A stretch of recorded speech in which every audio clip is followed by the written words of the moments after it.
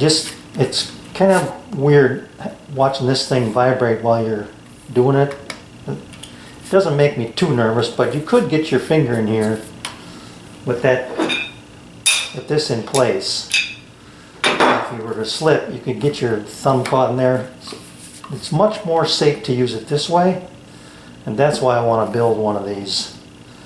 So what I'm going to do here is, I've got this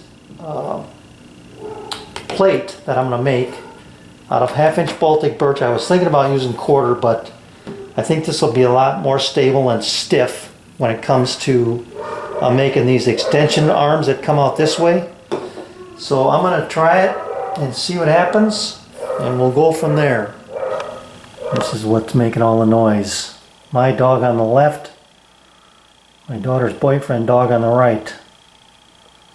Teddy and Seeger. Yeah, you two gotta knock it off. Alright, I think it's critical that this thing be square, and it's not. So I'm gonna square that up. Then what I'll do is cut a piece that's gonna match the width of the domino. Now here's my base plate, and I'm lucky to have this 1/4-inch spacer that I made that matches the hole spacing on the bottom of the domino.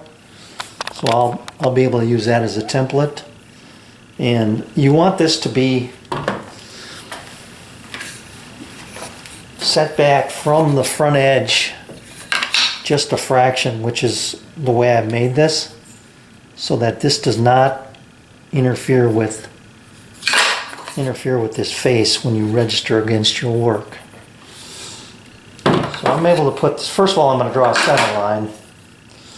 I've got my square set up here. Hopefully I can get in here, there we go.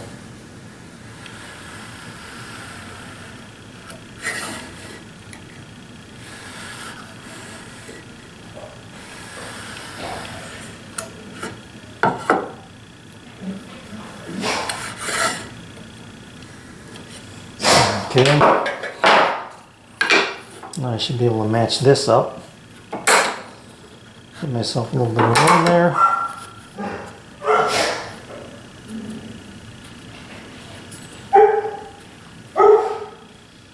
What's the problem?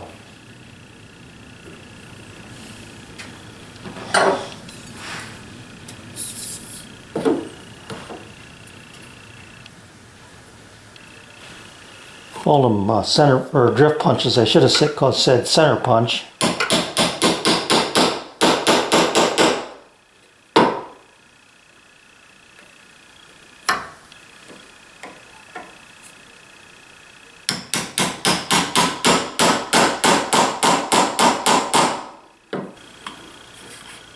Alright, I got the base made. That turned out pretty well. Got a couple of metric bolts that I found that are the same thread and size. I'd like to make this a toolless operation, like these knobs here. I could steal these, I suppose, but I'll find some. But for now, this is what I'm going to use. And you can see that's just back from that front edge there, probably a 1/16 of an inch, and it appears to be pretty square. So the next operation is to make these arms that go past and then cut that opening so that you can register your work. Okay, here's what I've come up with. I'm going to miter these corners up here and then probably round them over a little bit just to make it a little softer to the touch. I'll use a drill bit in here to round this corner. Not sure what size yet, probably at least 1 inch. And then cut these openings. So this is about 4.5 inches deep. This is 4.5 inches deep. This is just a hair over, or just a shade under 5.5. And this is approximately 1 inch wide. It's a little bit narrower because I want to make sure that I clear this. All right, I set up a stop here to do my first corner. I drilled that out, and now because it's a symmetrical fit, I should be able to rotate this or flip it 180 degrees. Make sure I don't have anything in there. And this hole should end up exactly the same width apart as the other one.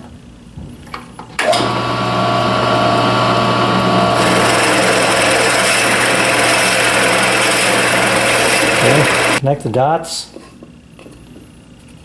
and we should be good to go. All right, I took the line, which means I'm going to overcut this